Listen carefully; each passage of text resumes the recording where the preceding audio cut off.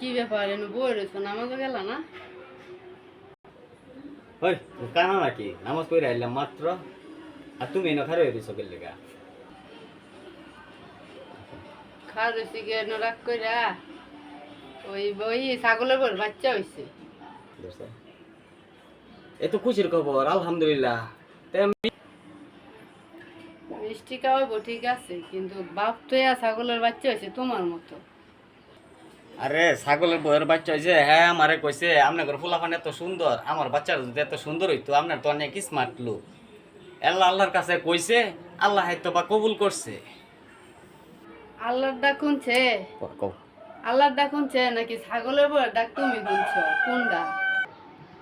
High high রে, কি কও এডি কথা, উল্টা পাল্টা কথা।